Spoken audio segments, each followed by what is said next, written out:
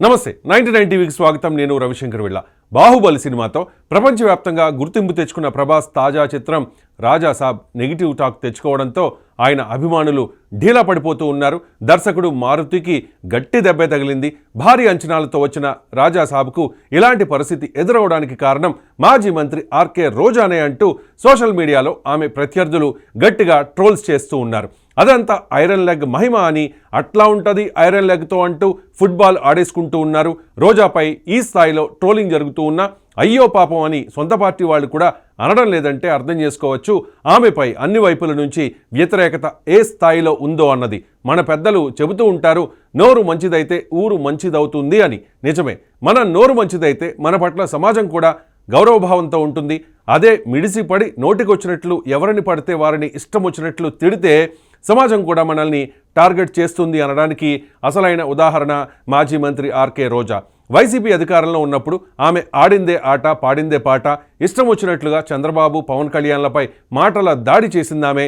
మొదటి నుంచి రోజా తీరు అలాగే ఉంది. సినిమా రంగం నుంచి రాజకీయాల్లోకి వచ్చిన రోజా కాంట్రవర్సీ వ్యాఖ్యలతోనే పాపులర్ అయ్యారు. ప్రత్యేకించి వైసీపీకి మౌత్ పీస్గా మారిన రోజా ఎలాంటి సంయమనం లేకుండా మాట్లాడే తత్వంతో ఎప్పటికప్పుడు వార్తల్లో నిలుస్తూ వచ్చారు. రోజా మాటలకు కేవలం ప్రతిపక్ష నేతలే కాదు, కొన్నిసార్లు సొంత పార్టీ నాయకులు కూడా ఇబ్బందిగా ఫీల్ అయ్యారు అనడంలో ఎలాంటి అతిశయోక్తి లేదు. పవన్ కళ్యాణ్ లాంటి నేతను 4 దశాబ్దాలకు పైగా అనుభవం ఉన్న చంద్రబాబును గతంలో రోజా ఎంత దారుణంగా మాట్లాడిందో ప్రత్యేకించి చెప్పక్కర్లేదు. అధికారం పోయినా ఆమె నోటి దురుసు మాత్రం తగ్గలేదు. మొన్నటికి మొన్న ముఖ్యమంత్రి చంద్రబాబును పట్టుకుని అరే అనేసిందంటే అర్థం చేసుకోవచ్చు ఆమె నోరు ఎంతటి ప్రమాదకరమో అన్నది. రోజా మాట్లాడే కొన్ని వ్యాఖ్యలు డబుల్ మీనింగ్లుగా ఉంటాయి. ముఖ్యంగా అడ్డమైన భాష మాట్లాడేటప్పుడు రోజా హావభావాలు చూస్తే ఎవరికైనా సరే మండిపోవడం ఖాయం. రోజా, కొడాలి నాని లాంటి వారి వల్ల పూర్తిగా వైసీపీనే జనం అసహించుకునే పరిస్థితి కలిగింది.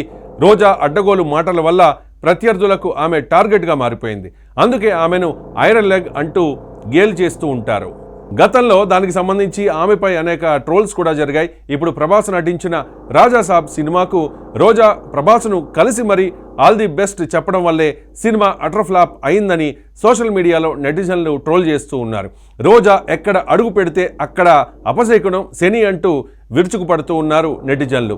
ఇది మొదటిసారి కాదు, గతంలో కూడా ఇలాంటి సంఘటనలు జరిగాయి.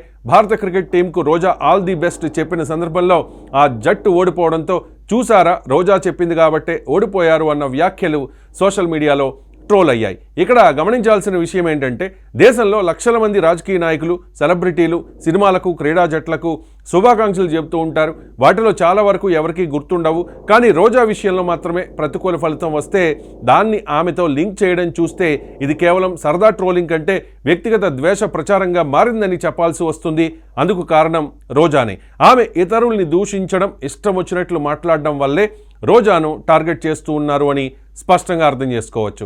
పవన్ కళ్యాణ్, చంద్రబాబు, లోకేష్లను తిట్టడం వల్ల కూటమి శ్రేణులకు రోజా ఎక్కువగా టార్గెట్ అవుతోంది. ఈ ఐరన్ లెగ్ ట్రోలింగ్ గతంలో మరింత తీవ్రమైన స్థాయికి వెళ్ళింది. రోజా కాంగ్రెస్ పార్టీలో చేరిన కాలంలో అప్పటి ముఖ్యమంత్రి వైఎస్ రాజశేఖర రెడ్డి హెలికాప్టర్ ప్రమాదంలో మరణించిన విషాద ఘటనను కూడా రోజాకు లింక్ చేస్తూ అప్పట్లో పెద్ద ఎత్తున ట్రోల్స్ నడిచాయి. రోజా కాంగ్రెస్లో చేరినందుకే వైఎస్ రాజశేఖర రెడ్డి మరణించారని, ఆమె అడుగుపెట్టిన చోట అపశకనం జరుగుతుందన్న రీతిలో ఆమె ప్రత్యర్థులు అప్పట్లో గట్టిగా విరుచుకుపడ్డారు. అసలు రోజా రాజకీయ జీవితాన్ని పరిశీలిస్తే ఆమె అనేక పోరాటాలు ఎదుర్కొని ముందుకు వచ్చిన మహిళా నాయకురాలు. సినీ రంగంలో తనకంటూ ఒక గుర్తింపు సంపాదించుకుని ఆ తర్వాత రాజకీయాల్లోకి వచ్చి విమర్శలు, అవమానాలు ఎదుర్కొంటూనే నిలబడింది. కానీ ఆమెకు ఉన్న మైనస్ ఒక్కటే, అదే నోటి దురుసు. ఆ నోటి దురుసు కారణంగానే ఆమె ప్రత్యర్థులకు టార్గెట్ అవుతూ ఉన్నారని పరిశీలకులు అభిప్రాయపడుతూ ఉన్నారు. మొత్తానికి ఆర్కే రోజా చుట్టూ ఏర్పడిన ఐరన్ లెగ్ ఇమేజ్ ఆమెలో మార్పు రానంత వరకు నెటిజన్ల ట్రోలింగ్కు గురవుతూనే ఉంటుంది. చూడాలి మరి ఇకనైనా ఆర్కే రోజా మాట తీరులో మార్పు వస్తుందో లేదో అన్నది.